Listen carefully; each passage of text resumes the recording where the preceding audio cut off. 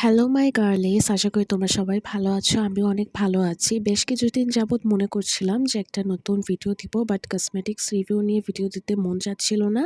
তাই আমি চলে আসলাম a day in my life নিয়ে। সো আজকে আমি সারাদিনে কী করেছি, মানে সারাদিন জাস্ট সন্ধ্যা পর্যন্ত, ফুল ডে না, সেটার একটা ছোট্ট ভ্লগ শেয়ার করার ট্রাই করব। এটা বলা যায় যে আমার করা ফার্স্ট ভ্লগ হবে। সো জানি না কেমন হয়, আর তোমরাও জানিও যে তোমাদের ভালো লেগেছে কিনা, তাহলে আমি কন্টিনিউ করব মানে ভ্লগিং করাটাও, কসমেটিক রিভিউ বা স্কিন কেয়ারের ভিডিও শেয়ার করা বাদে। ওকে, সো লেটস স্টার্ট। সো প্রথমেই আমি বেরিয়ে পড়লাম বিকেলের দিকে। আমি যেহেতু রাজশাহীতে থাকি, এটা একটা রাজশাহীর জায়গায়, আর জায়গাটা পার্সোনালি আমার খুবই ভালো লাগে, কারণ জায়গাটা অনেকটা গ্রামের মতো, মফস্বলের মতো বলা যায়। এই যে দেখছো খুঁটেও রাখা এখানে, আর এখানে অনেক গাছগাছালি, আর আমি তো প্রচণ্ড গাছপ্রেমী, প্রকৃতিপ্রেমী। সো এখানে আমি প্রায়ই আসি, বাট অনেকদিন ধরে আমার আসা হয়নি। লাস্ট আমি এসেছি হয়তোবা ফেব্রুয়ারি মাসে, যখন শীত শীত ছিল। এই রুটটা দিয়ে আমি সবসময় হেঁটে যাই, বাট আজকে রিক্সায় করে যাচ্ছি, তো ভাবলাম একটা ক্লিপ নেই। আর সানসেটের ভিউটাও দেখা যাচ্ছে, মানে একটু পরেই সূর্য ডুবে যাবে এমন একটা অবস্থা। ও আচ্ছা, একটা মজার জিনিস দেখাই তোমাদের। এটা হচ্ছে, আমার যেটা মনে হয় এটা ভৃংরাজ ফুল। এটা আমি রাস্তার পাশে পাই, মানে আমার ওরকমই মনে হচ্ছিল। জানি না আসলে ভৃংরাজ কিনা, বাট এটা চুলের জন্য অনেক ভালো, তাই আমি নিয়ে নিলাম।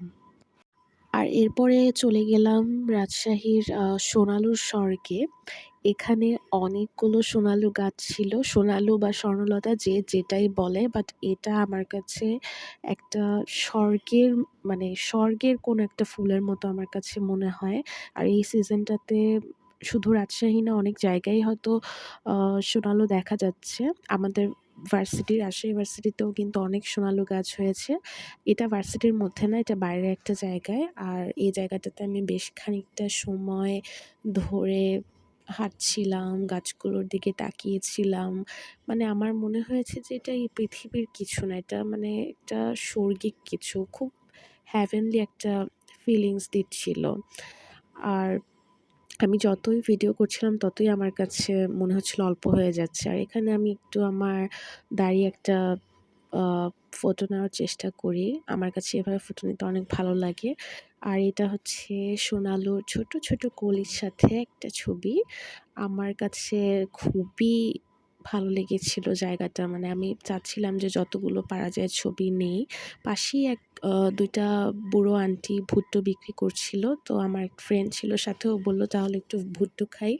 যদিও আমি শীতে খেয়েছি, মানে ইউজুয়ালি শীতেই খাই, বাট তখন দেখলাম যে ও যখন খেলো দেখলাম অনেক মজা, একটু মিষ্টি ছিল, নরম ছিল, তো আমিও নিয়ে নিলাম। পরে ওখান থেকে হেঁটে, হেঁটে আমরা সামনের দিকে গিয়ে একটা চটপটি ফুচকা হালিমের দোকান পেলাম, যেখান থেকে আমরা হালিম নিয়েছি। আর হালিমটার টেস্ট আমার খুবই ভালো লেগেছে। এটা ফুল হলো ৭০ টাকা আর হাফ হলো ৪০ টাকা। তো হালিমটা খাচ্ছিলাম, আর আশেপাশের গোধূলি বা সানসেটের যে আভাটা যেটাই বলেন সেটা দেখছিলাম। এত সুন্দর লাগছিল, মানে আমি খাবো কি, আমি শুধু চারপাশটা দেখছিলাম যে কতটা সুন্দর লাগছে। ঢাকায় হয়তো এরকম একটা জায়গায় খেতে বসলে দেখা যাবে মানুষের ভিড়ে বা ময়লা আবর্জনার জন্য দাঁড়ানোই যাচ্ছে না, বাট এই পরিবেশটা এত ভালো ছিল যে আপনি খেতে খেতেই যে ছোট ছোট মেঘ, আকাশ, সূর্যের হালকা সোনালি কিরণটা দেখতে পারবেন।